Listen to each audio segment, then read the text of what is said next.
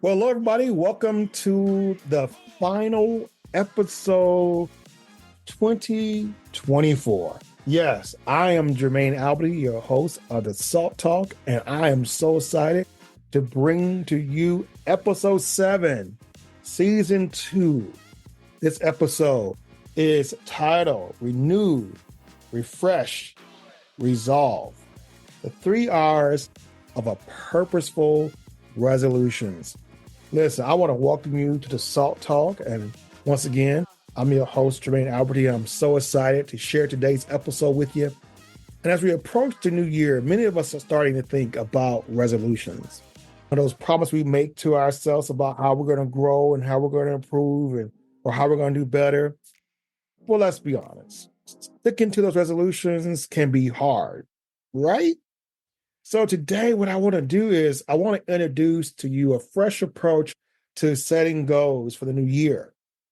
I'm so excited because I'm going to be launching our coaching program, Wake Up, Own, and with Purpose, this year of 2025. And I wanted to end this year with this podcast talking about purpose. I was inspired by the 3 R's that we often hear about in environmental sustainability. Those 3 R's: reuse, reduce, and recycle. But I thought about, what if we apply those principles to our personal lives? What if we use them as a framework for creating meaningful, impactful resolutions that truly resonate with who we are and what we value? So I want for you to grab a notebook, your favorite cup of tea, or just a quiet moment as we dive into the 3 R's of purposeful resolutions. This is Jermaine Alberty, and you're listening to another episode of the Salt Talk. Well, let's get into it. Reuse. When we talk about reuse, what we're talking about is, how do we build on what already works? How do we build on what already works? So let's start with that first R in that model of reuse. Remember, reuse, reduce, recycle. Let's talk about that first R, reuse. And I want you to think about, when we are reusing something, what we're doing is we're giving it another life, another purpose. And this doesn't just apply to physical items, but it also can apply to habits, to resources, to skills that we've cultivated over the years. So what I want you to do is take a moment to reflect on this past year. And what are some practices that brought you joy? What are some practices that brought you peace, or even a sense of accomplishment? Maybe it was journaling. Maybe it was regular walks in the park. It could even have been you dedicating a few hours each week to a hobby. What I want you to do is, the ideal here is to identify what's already working for you and carrying those things into the new year. But I want you to do it with a twist. For example, if you've been journaling to process your thoughts, could you expand that habit into daily gratitude reflections? Or if you have been exercising regularly, and that's been something that you've used as your outlet, how might we reuse that commitment to explore a new activity like hiking or yoga? So this is what I want you to do right now. I want you to write this down. Here's the question: what can I reuse in my life to build a stronger foundation for the year ahead? Some of y'all are looking for some pen and something to write with, your phone to put this in. So I'm going to say it one more time. I want you to write this down. What can I use? What can I reuse in my life to build a stronger foundation for the year ahead? Now that you've written down what you can reuse in your life to build a stronger foundation for the year ahead, let's move to that second R. That second R is reduce. So what we want to do here in this area is we want to let go of what no longer serves us. Yeah, that's deep there. I want you to reflect and think about what no longer serves a purpose in your life. We're talking about decluttering some things. This is about decluttering, and not just your physical space, but decluttering your mental and emotional space. Think about life as a suitcase. I travel a whole lot all over the country, and trying to figure out exactly what I need for the trip that I'm on is the hardest thing. I tell you, I procrastinate and procrastinate trying to make sure I have everything I need in my suitcase, but also to stay under the weight limit so that I don't have to worry about trying to take stuff out the bag when I get to the airport.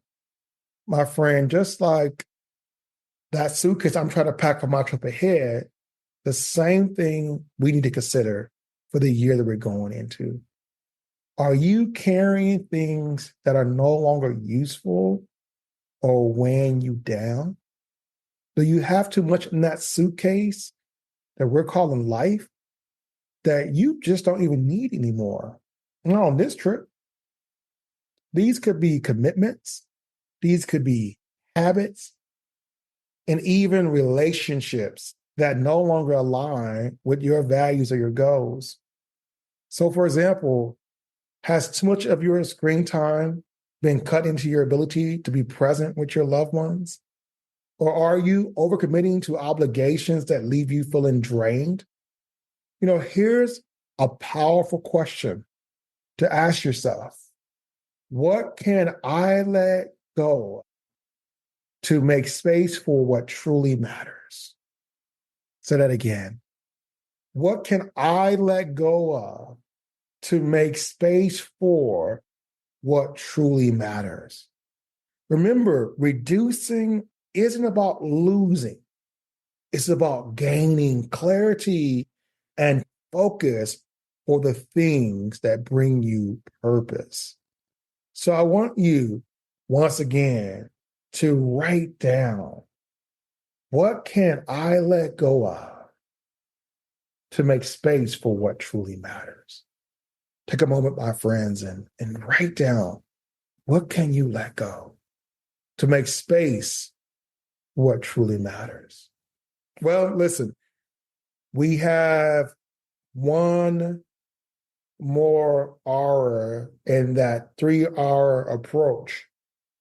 And remember, that third R in the environmental sustainability model is that of recycle. And we want to talk about how are we transforming challenges into growth. Once again, how are we transforming challenges into growth? So finally, we come to that third R, recycle. And this is one of my favorites because it's about transformation. Because when we recycle, what we are doing is we're taking what might seem like waste or failure and we're turning it into something valuable. Life is so full of challenges, setbacks, and mistakes. Every challenge, and I mean every challenge, holds a lesson, and every setback can lead to a comeback. Let me say that again. Life is full of challenges, setbacks, and mistakes, but I want you to know that every challenge holds a lesson and every setback can lead to a comeback. I want you to take a moment to reflect on this past year. What was one of your toughest moments? I have several. I want you to ask yourself the question, what did I learn from it? What was one of your toughest moments? And what did you learn from it? But I want you to answer another question. How can you repurpose that lesson into strength or wisdom for the year ahead? So, my friend, we're not getting rid of the circumstance and acting like it didn't happen. We're going to repurpose that thing. We're going to repurpose that lesson, and we're going to learn from it. And we're going to take that setback and make it a comeback. And we're going to take that and we're going to look at it and we're going to say, how do I make this a strength? How do I find wisdom? And how do I use it for the year ahead? For instance, if you experienced a failed project or a personal disappointment, how can you use that experience to set a better plan or develop new skills? We want to recycle those moments of hardship into growth, resilience, and purpose. My friends, as I come to a conclusion, this last episode for this year, let's talk about creating your resolution plan. You see, we explored those 3 R's. We talked about reusing and reducing and recycling, but now let's take those 3 R's and let's put them into an actionable plan. So get ready. Let's take these 3 steps. 1, write down one thing you'll reuse, a habit or a resource that already serves you well. Number 2, identify one thing that you'll reduce, something that you can let go of to create space. And number 3, choose one challenge you'll recycle, a lesson that you can transform into growth. You see, this simple framework can help you create resolutions that feel purposeful and achievable. Good friend of mine says that it's not about the intensity, but about the consistency. I call those KW methods. And one day you may hear from KW on a podcast soon. But I love that quote that she said to me. It's not about the intensity, it's about the consistency. And I want y'all to know, don't get intense with this new year. Be consistent in this new year. And here's a tip. Share your resolutions with someone you can trust or a community that supports you. And that's why I'm so excited about the Wake Up On and With Purpose coaching program that's going to be designed to transform your life. Because in the Wake Up On and With Purpose coaching program, we are a community. In fact, we are a SALT community. What does SALT stand for? Serve, affirm, love, and transform.